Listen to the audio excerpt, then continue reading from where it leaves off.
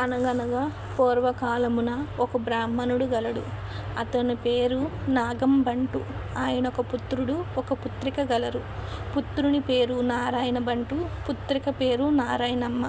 వారు చాలా చాలా బీదవారు. భిక్షాటన చేసి కుటుంబ పోషణ చేసేవారట. అలా కొన్నేళ్ళు అయ్యేసరికి నాగంబంటు కాశీకి వెళ్ళి ధనము సంపాదించుకోవాలని బుద్ధి పుట్టిందంట.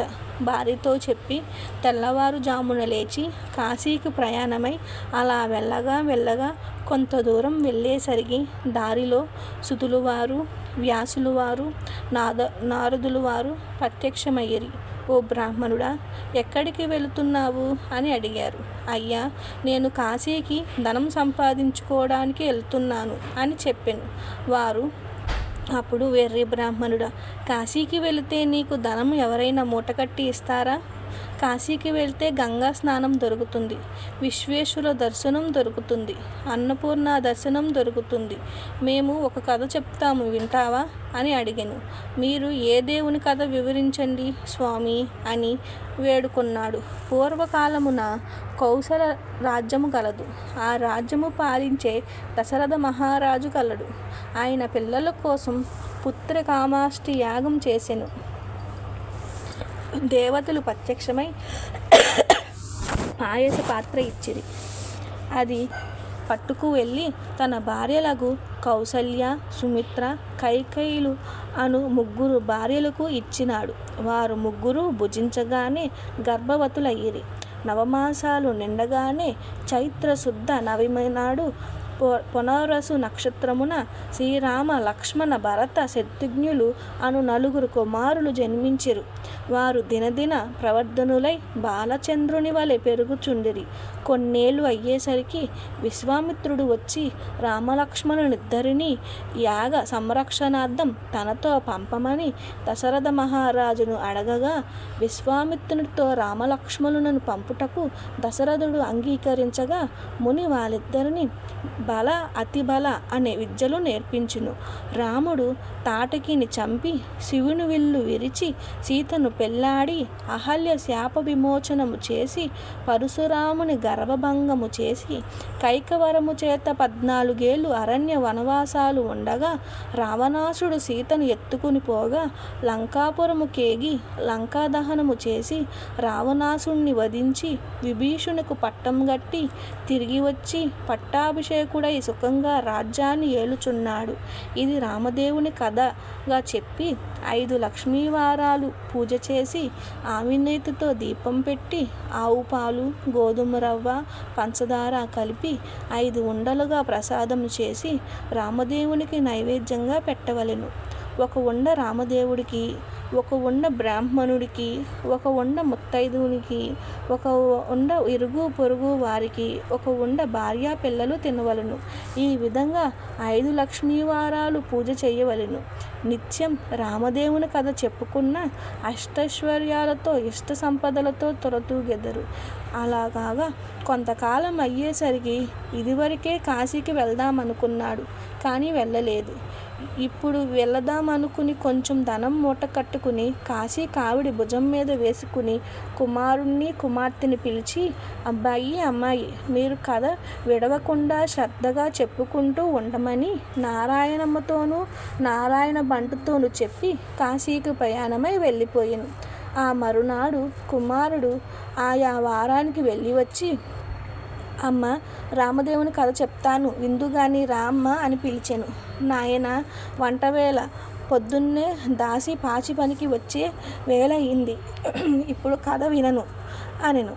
మళ్ళీ మధ్యాహ్నం కథ చెప్తాను విందుగాని రా అమ్మ అనెను. ఇప్పుడేం కథ నాయన, పడకవేళ, నిద్రవేళ, ఇప్పుడు నేను వినను అనెను. రామదేవుడు కోపం వచ్చి ఎలా వచ్చిన ఐశ్వర్యం అలాగే వెళ్ళిపోగా బిందులు, చెంబులు, గిన్నెలు అన్నీ దొర్లి ఇరుగు పొరుగు వారి ఇళ్లలోకి వెళ్ళిపోయినాయి. పూర్వం నుంచి ముష్టి ఎత్తుకుని చిల్లు, రాగి చెంబు కూడా దొర్లి వెళ్ళిపోవచ్చున్నది. అప్పుడు నారాయణమ్మ చూసి, అమ్మ, అదైనా ఉండమని కోరవే అమ్మ అని చెప్పగా ఆమె, అదైనా ఉంచు రామదేవుడా తండ్రి అని వేడగా ఆ చెంబు తప్ప మిగతావన్నీ వదిలి వెళ్ళిపోచున్నవి. వారి గూటిలో ఉన్న వెండి కంచం కూడా దొల్లి వెళ్ళుచుండగా అప్పుడు ఆమె కంచం అంచు పట్టుకుని లాగిందంట. సగం అంచు వారికి, సగం అంచు పొరుగు వారికి వెళ్ళిపోయిందంట. మరుసటి ఉదయం ఆమె వారింటికి నిప్పు కోసం వెళ్ళి, వారింటిలోని కంచం అంచు మాదే అన్నారంట.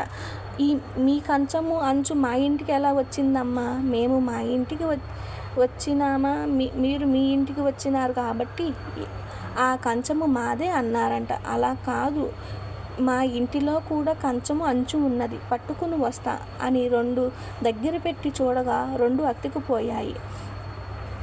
మాదే అని వారు పుచ్చుకున్నారంట. సిగ్గుపడి ఇంటికి వచ్చిందంట. అప్పుడు కుమారుడు చూసి ఏమన్నారమ్మా అని అడగగా మాదే అని వారు పుచ్చుకున్నారని చెప్పెను.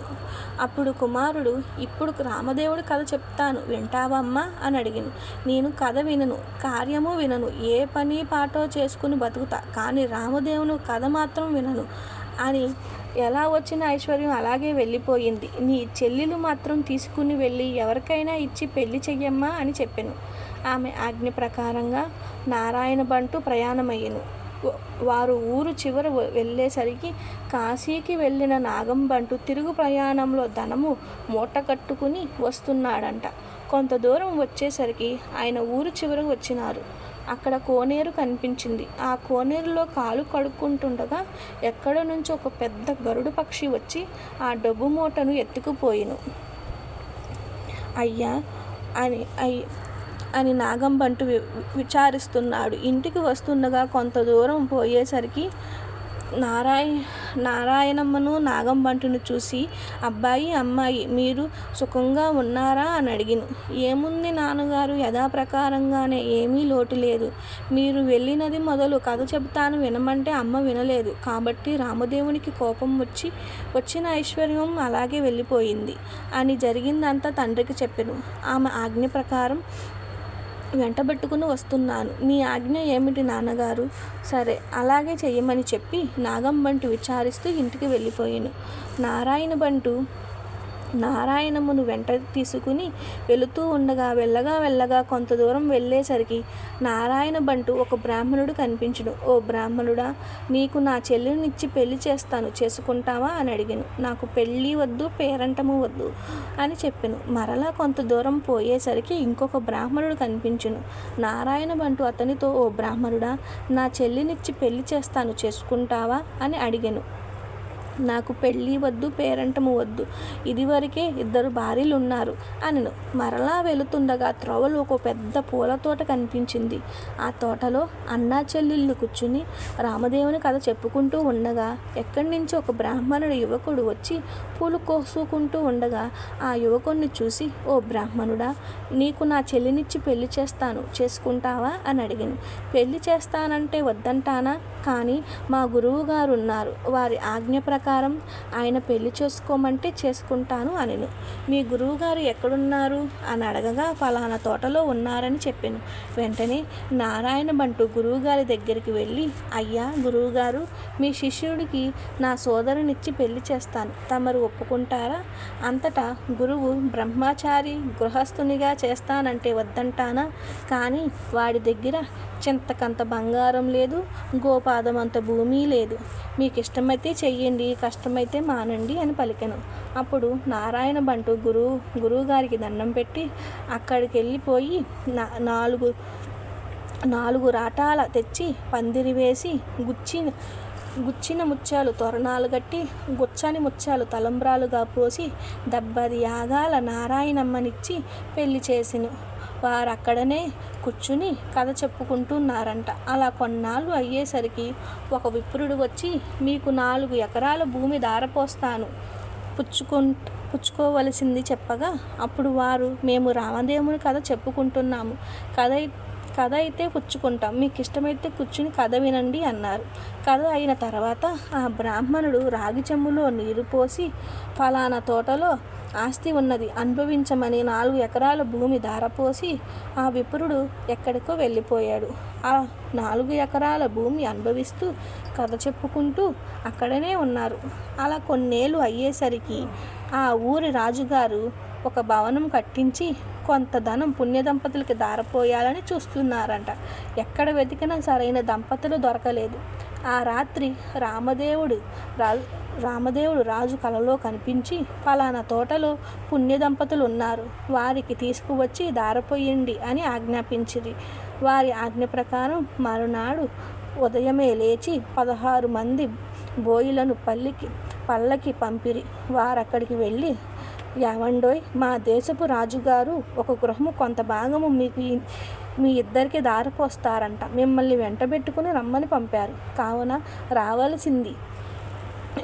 మేము రామదేవుని కథ చెప్పుకుంటున్నాము, మీకు ఇష్టమైతే కూర్చి కథ వినండి అలా అనగా బోయిన కథ విని తరువాత ఆ పుణ్య దంపతులను తీసుకుని వెడలి రాజుగారికి అప్పగించిరి. రాజు సంతోషంతో ఆ గృహము ధనము వారికి దారం పోసి వెళ్ళిపోయిరి. అప్పుడు నారాయణ బంటు ఆమె భర్త అక్కడ కూర్చుని ఆ గృహము ఆ ధనము 4 ఎకరాల భూమి అనుభవిస్తూ అక్కడే కథ చెప్పుకుంటూ ఉండేది. కొన్ని దినాలు అయ్యేసరికి నారాయణ బంటు, అమ్మాయి, నేను ఇన్ని దినాలు ఇలా ఉండను, కాబట్టి నేనెళ్ళి రామదేవుని తీసుకువస్తాను, నీవు నీ భర్త కథ మానకుండా చెప్పుకోండి అని చెప్పి నారాయణ బంటు ప్రయాణమై వెళ్ళాడంట. నారాయణమ్మ ఆమె భర్త కథ చెప్పుకుంటూ ఉండేది. నారాయణ బంటు కొంత దూరం వెళ్ళగా ఒక గ్రామం వచ్చింది. ఆ గ్రామంలో ఒక గొల్లవాడు వడ్లు ఎండబెట్టుకుని కాపలా కాస్తున్నాడంట. ఆ గొల్లవాడిని చూసి, గొల్ల, ఈ గ్రామంలోని విశేషమేమిటి అని అడిగాను. ఏముంది బాబు, నేను పుట్టకతోనే అంధుణ్ణి, మా వాళ్ళు వడ్లు ఎండపోసి నన్ను కాపలా కూర్చోమనగా కర్ర పట్టుకుని కూర్చున్నాను, నా వ్యవస్థ ఎలా ఉంది బాబు అన్ననంట. నారాయణ బంటు, ఒక కథ చెప్తాను, వినుదువా అని అడిగాను. అలాగే వింటాను, చెప్పమన్నాడు. రామదేవుడు కథ వ్రత విధానము చెప్పేసరికి గొల్లవానికి కొంచెం కళ్ళు కనిపించిందంట. ఓహో, కథలోనే ఇంత మహత్యమున్నది, వ్రతము చేసుకుంటే ఇంకెంత మహత్యమున్నదో, ఏదైనా నీవే ఏ దేవుడువో చెప్పమని. అది రామదేవుని మహత్యము. 5 లక్ష్మీవారాలు పూజ చేసి ఆవినేదితో దీపం పెట్టవలెను. ప్రసాదము 5 ఉండలుగా చేసి రామదేవునికి, ముత్తైదువులకి, బ్రాహ్మణులకి, ఇరుగు పొరుగు వారికి ఇచ్చి భార్య పిల్లలు తినవలెను అని వెళ్ళిపోయాను. తిరిగి కొంత దూరం వెళ్ళేసరికి ఒక రాజు విచారిస్తూ ఉండెను. ఆ రాజు చూసి, ఏమి రాజా విచారిస్తున్నావు అని అడిగాను. నాయనా, నా భార్య పిల్లలు పరారైనారు, నా రాజ్యము పరాయి రాజులు తీసుకొనిను, నా వ్యవస్థ ఇలా ఉన్నది బాబు అనెను. నేను ఒక కథ చెప్తాను, వింటావా అని అనెను. అలాగే వింటాను, చెప్పమన్నాడు. మహానుభావ, నారాయణ బంటు రామదేవుని కథ అంతా చెప్పి వ్రత విధానం అంతా వివరించి, ఆ రాజుగారు వ్రతం చేసుకొనగా పరారైన భార్యాబిడ్డలు పరాయి రాజు తీసుకుని రాజ్యము తిరిగి ప్రాప్తించును. అప్పుడు రాజు సంతోషంతో నారాయణ బంటును చూసి, ఏవండి మహానుభావ, మీరు ఏ దేవుడో చెప్పవలసింది, మిమ్మల్ని పూజించుకుంటాము. నేను ఏ దేవుణ్ణి కాను, ఇది రామదేవుని కథ మహత్యము. మీరు 5 లక్ష్మీవారాలు 5 ఆదివారములు పూజ చేసుకుని చెప్పి వ్రత విధానం అంతా చెప్పి మరలా కొంత దూరం వెళ్ళగా ఓ స్త్రీ విచారిస్తూ కూర్చుంది. ఆ స్త్రీని చూసి నారాయణ బంటు, ఎందుకు విచారిస్తున్నావు అని అడిగాను. అప్పుడు ఆమె, ఏముంది బాబు, చిన్నతనంలో పెళ్ళయింది, నా భర్త దేశానంతరం వెళ్ళిపోయాడు, నా తల్లి తండ్రి అత్తమామలు కొన్నాళ్ళు చూసి ఎన్నాళ్ళు నిన్ను ఇలాగా చూస్తాము అని వెళ్ళిపోయాను, కాబట్టి నా అవస్థ ఇలా ఉంది బాబు అని చెప్పాను. అప్పుడు నేను ఒక కథ చెప్తాను, వింటావా అనెను. అలాగే వింటాను బాబు, చెప్పమన్నాడు. నారాయణ బంటు రామదేవుని కథ అంతా చెప్పి వ్రత విధానమంతా చెప్పేసరికి దేశానంతరము వెళ్ళిన ఆమె భర్త తిరిగి వచ్చెను. తల్లి తండ్రి అత్తమామలు వచ్చెను. ఆమె సంతోషించి నారాయణ బంటును చూసి, ఏమండి మహానుభావ, మీరు ఏ దేవుడివో, మిమ్మల్ని మేము పూజించుకుంటాము అని చెప్పెను. ఇదంతా రామదేవుని కథ మహత్యము. 5 లక్ష్మీవారాలు 5 ఆదివారాలు మానకుండా పూజ చేయమని కథ విధానమంతా చెప్పి కొంత దూరం వెళ్ళేసరికి ఒక గ్రామం వచ్చింది. ఆ గ్రామంలో ఇల్లాలి ఇంటికి వెళ్ళి, అమ్మ పూజ చేసుకుంటాము, కొంచెం ఇల్లు ఇస్తావా అని అడిగాను. మా ఇంటిలో మడి ఆచారం గనక కుదరదు, ఇల్లు లేదు, వెళ్ళిపోండి అనెను. అప్పుడు నారాయణ బంటు, కోనేరైనా చూపించు తల్లి అనెను. తూర్పు దిశ ఈశాన్య మూలగా ఒక కోనేరు ఉన్నది, వెళ్ళమని చెప్పెను. అప్పుడు ఆ కోనేరు దగ్గరకు వెళ్ళి స్నానం చేసి మడిబట్ట ఆరేసుకుని ఇల్లు ఇవ్వమని ఇల్లాలి వద్దకు వచ్చి తూర్పు దిశ ఈశాన్యంగా కూర్చుని ఒక పుచ్చు పీటకు పసుపు రాసి పొట్టు పెట్టి అందు రామదేవుని పటము పెట్టి కథ చదువుకుంటూ ఉన్నాడంట. అంతలో ఆమె యువతలకు వచ్చి ఉండగా నారాయణ బంటు ఆమెకు తాంబూలము దక్షిణ ప్రసాదము ఇచ్చాడంట. ఆమె పుచ్చుకుని లోపలికి వెళ్ళిపోయాను. నారాయణ బంటు కథ చదువుకుని అక్షింతలు తల మీద వేసుకుని ఇంటి మీద వేసి వెళ్ళిపోయాను. అతడు ఇలా వెళ్ళగానే ఆ ఇల్లు ఇంద్రభవనము అయినది. అప్పుడు ఆయా వారములు వెళ్ళిన తన భర్త తిరిగి వస్తే ఆ ఇల్లు తెలుసుకోలేడని ఆమె వీధి అరుగు మీద కావలి కూర్చుని ఉండెను. ఇంతలో ఆమె భర్త పేడమూట వేసుకుని ఇల్లు కనక కంగారు పడి అక్కడే నిలబడి ఉండెను. ఆమె చూసి, ఇల్లు ఇదే, ఇలా రండి, ఇది మన ఇల్లు కాదు, నేను రానని పలకగా, ఇది మనిల్లే, ఇలా ఎందుకు కనైనది చెప్పమన్నాడు. ఎక్కడి నుంచో ఒక బ్రాహ్మణుడు వచ్చి పూజ చేసుకుంటాను, ఇల్లు ఇవ్వమని చెప్పి తిని. అప్పుడు అతడు ఒక కోనేరైనా చూపించమన్నాడు. అప్పుడు నేను తూర్పు దిశగా ఈశాన్యంలో కోనేరు ఉందని చెప్పి తిని. అతను కోనేరు దగ్గరకు పోయి స్నానం చేసి మడిబట్ట ఆరవేసుకుని ఒక అరుగు మీద వచ్చి ఒక పీటని పసుపు రాసి బొట్టు పెట్టి తూర్పు దిశ ఈశాన్య మూలగా పెట్టి అందు రామదేవుని పటము పెట్టి పూజ చేసి ఆవు పాలు గోధుమ నూక పంచదార కలిపి ప్రసాదము ఉండలు చేసి రామదేవునికి నైవేద్యం పెట్టి కథ చెప్పుకుని ఉండెను. నేను బయటికి వచ్చేసరికి తాంబూలాది దక్షిణ ప్రసాదాలు నాకు ఇచ్చెను. నేను లోనికి తీసుకుపోయి తిని అతడు కొన్ని అక్షంతలు తల మీద వేసుకుని మరికొన్ని అక్షంతలు మన ఇంటి మీద వేసి వెళ్ళిపోగా ఇల్లు ఇలా ఇంద్రభవనము అయినది. ఇదంతా ప్రసాద మహత్యమని పలికెను. ఆయన పూజ చేసుకుంటానంటే వద్దంటావా, నిర్భాగ్యులారా, పాపిష్టిదానా అతడు ఏ దిశగా వెళ్ళాడో చెప్పుమన్నాడు. ఈశాన్య మూలగా వెళ్ళాడని చెప్పింది. అప్పుడు ఆయన మాటలు అక్కడ పెట్టి నారాయణ బంటు వెతుకుతూ బయలుదేరాడు. కొంత దూరం వెళ్ళగా నారాయణ బంటు ఆ బ్రాహ్మణుడికి కనిపించెను. అప్పుడు బ్రాహ్మణుడు, ఏమండోయ్ మహానుభావ, మీరు మా ఇంటికి రావాల్సింది, మేము పూజించుకుంటాం అనెను. మీ ఇంటికి ఇప్పుడు రామదేవునికి వెతుకుతాకి వెళుచున్నాను అనెను. అప్పుడు బ్రాహ్మణుడు, అలా కాదు మహానుభావ, మీరు మా ఇంటికి వచ్చి పూజ చేసుకుంటాము, మా వాళ్ళు ఇల్లు ఇవ్వమన్నారు కాబట్టి మాదే తప్పు, మా తప్పు క్షమించి మా ఇంటికి రావాల్సింది. మీరు ఏ దేవునివో చెప్పండి, మేము పూజించుకుంటాము. మీ ఇల్లు కాబట్టే మీరు ఇవ్వనన్నారు, మీ తప్పేమీ లేదు, రావడం నాదే తప్పు అనెను. నేను ఏ దేవుణ్ణి కాదు, రామదేవుని కాదా మహత్యము. నీవు ఇంటికి వెళ్ళి 5 లక్ష్మీవారాలు 5 ఆదివారాలు పూజ చేసుకుని వ్రత విధానమంతా చెప్పెను. రామదేవుడు వెదుక్కుని వచ్చేటప్పుడు నీ ఇంటికి వస్తాను అనెను. అప్పుడు బ్రాహ్మణుడు ఇంటికి వచ్చి కథలోనే ఎంత మహత్యం ఉంది, వ్రతం చేసుకుంటే ఇంకెంత మహత్యం ఉంటుందో అని పూజ చేసుకుని కథ చెప్పుకుని అష్టైశ్వర్యాలతో అష్ట సంపదలతో తులతూగెను. నారాయణ బంటు ఎండనక వాననక తిండనక తెప్పలనక ఆకలనక దప్పికనక చెట్టనక పుట్టనక నీడనక భయానక అర్ధరాత్రనక అరణ్యాల బట్టి వెళుతుండగా కొంత దూరం వెళ్ళేసరికి నారాయణ బంటు మూర్ఛిల్లి ముఖం తిరిగి పడిపోయెను. అప్పుడు రామదేవునికి దయ కలిగి ముసలి బ్రాహ్మణ వేషములో వచ్చి నారాయణ బంటు ముఖం తుడిచి లేవదీసి మంచినీళ్ళు పోసి ఇచ్చి మా ఇంటికి భోజనానికి చేద్దాము రామన్నాడు. నేను భోజనం మాత్రం చేయను, నేను రామదేవుని వెతుకుటాకు వెళ్తున్నాను, ఒక కోనేరు మాత్రం చూపించు, స్నానం చేసి వస్తానన్నాను. తూర్పు దిశ ఈశాన్య మూలగా ఒక కోనేరు ఉంది, వెళ్ళమన్నాడు. నారాయణ బంటు ఆ కోనేరు వద్దకు వెళ్ళి స్నానం చేసి పైకి వచ్చేసరికి అక్కడ ఇంద్ర భవనాలుగా మారిపోయాయి. లోపలకు వచ్చేసరికి సీతమ్మవారు వెండి కంచాలు, వెండి పీటలు, పైడి కంచాలు కనిపించినావి. అప్పుడు నారాయణ బంటుకు రామదేవుడు సీతమ్మకు ఎదురయ్యి మా ఇంటిలో భోజనము చేద్దుగాని రమ్మన్నారు. నేను భోజనం మాత్రం చెయ్యను, రామదేవుడు వెదుగుటకు వెళుతున్నాను అన్నాడంట.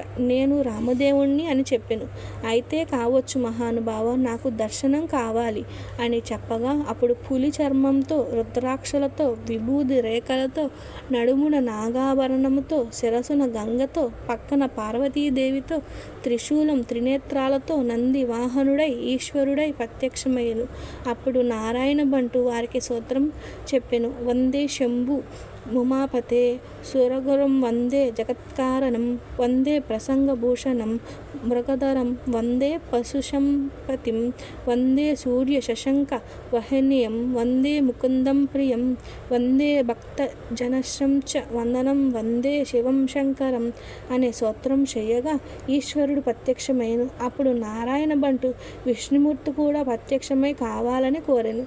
అప్పుడు విష్ణుమూర్తి వక్షస్థలమున వనమాలికలతో మెరుగు తీగ వంటి లక్ష్మీదేవితో శంఖ చక్ర గద దారుడై నములీ పింఛము ధరించి ప్రత్యక్షమయ్యను. అప్పుడు హరిని కూడా ఈ విధంగా స్తోత్రము పలికెను. శాంతాకారం భుజగనయనం పద్మనాభం సురేశం, విశ్వాకారం గగన సదృశం మేఘవర్ణం శుభాంగం, లక్ష్మీకాంతం కమలనయనం యోగి హృదయ గమ్యం, వందే విష్ణు భవభయహరం లోకైకనాథం అనే స్తోత్రము చెయ్యగా విష్ణుమూర్తి ప్రత్యక్షమై అప్పుడు నారాయణుడు అంటూ రామదేవుని ప్రత్యక్షమై అవ్వాలన్నెను.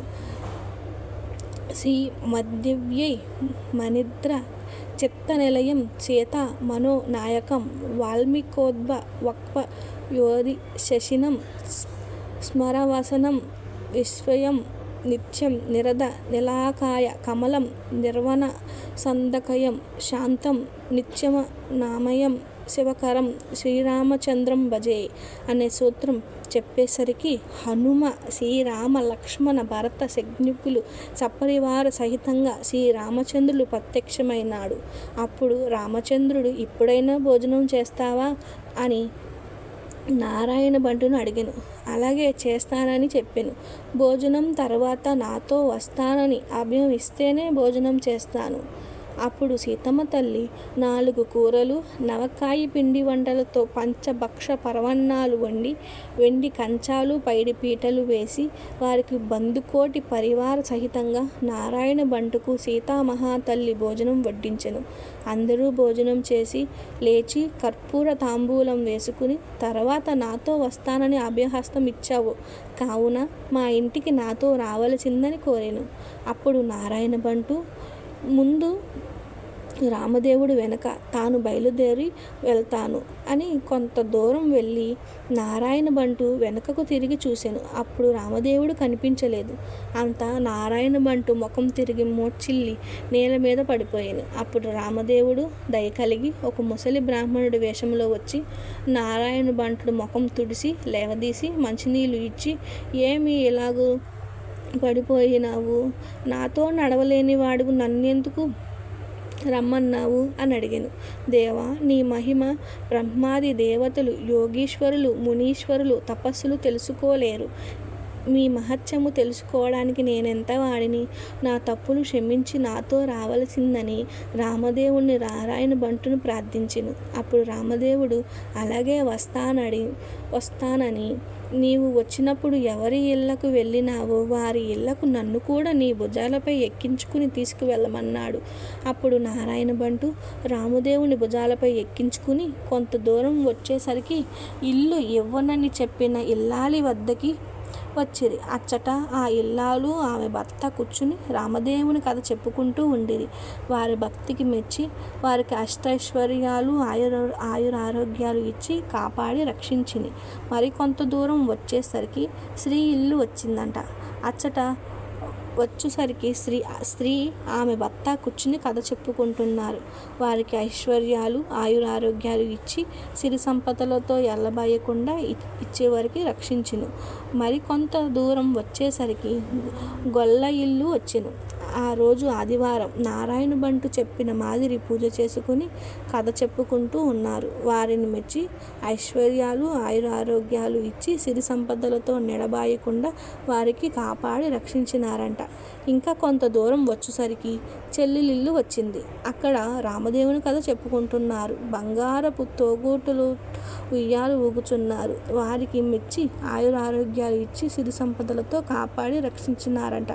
అప్పుడు నారాయణమ్మతో ఇంటికి అన్నయ్య వచ్చినాడని కాళ్ళు కడుక్కున్నటకు నీళ్ళిచ్చి దాహంగా మజ్జిగిచ్చి మర్యాద చేసింది. అప్పుడు నారాయణ బంటు, అమ్మాయి, నన్నెలా మర్యాద చేయనక్కర్లేదు. నేను రామదేవుణ్ణి తీసుకుని వచ్చా.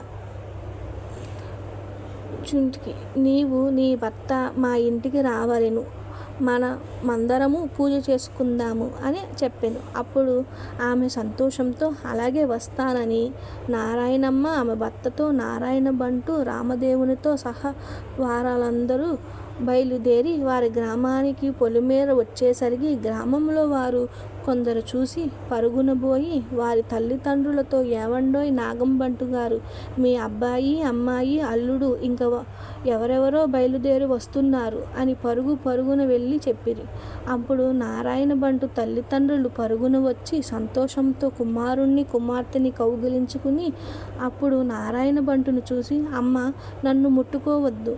ఇప్పుడు నేను రామదేవుని తీసుకుని వస్తున్నాను. మీరు మా ఇంటికి వెళ్ళి 4 మూలలా దులిపి నల్లగా అలికి తెల్లగా ముగ్గులు పెట్టి పచ్చగా పసుపు రాసి మామిడాకులు తోరణాలు కట్టి ఒక పీటకు పసుపు రాసి బొట్టు పెట్టి తూర్పు దిశ ఈశాన్య మూలగా ఉంచి రామదేవుని పటము పెట్టి గోధుమ నూక పంచదార ఆవు పాలు కలిపి ప్రసాదము 5 ఉండలుగా చేసి పూజకు అన్నీ సిద్ధము చేసి నాకు కబురు చెయ్యండి. అప్పుడు నేను రామదేవుణ్ణి తీసుకుని వస్తా అనెను. వారు సంతోషము నా ఇంటికి వచ్చి 4 మూలలు దులిపి అలికి ముగ్గులు పెట్టి పచ్చగా పసుపు రాసి మామిడాకులు తోరణాలు కట్టి 4 మూలల వేదముగా ఒక పుచ్చు పీట కనిపించింది. ఆ పీటకు పసుపు రాసి బొట్టు పెట్టి కుమారుని చెప్పిన ప్రకారంగా సిద్ధపరిచారు. నీవు రామదేవుని తీసుకురమ్మని కుమారునికి కబురు పంపెను.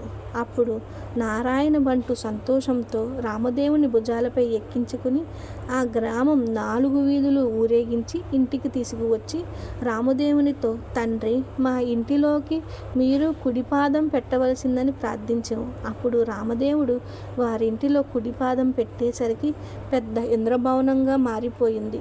అప్పుడు నారాయణ బంటు రామదేవునితో అనెను, అపరాధిని కాబట్టే నాకు ఉన్న ఈ పుచ్చుపీటపై సింహాసనమును చేసుకుని దయచేయండి, తమరు కూర్చునవలసిందని వినయంగా ప్రార్థించెను. ఆ మాట రామదేవునికి జాలి కలిగి ఆ పీట మీద కూర్చుండేసరికి అది వజ్రాలు వైడూర్యాలు కెంపులు మాణిక్యాలతో చేసిన బంగారపు సింహాసనంగా మారిందంట.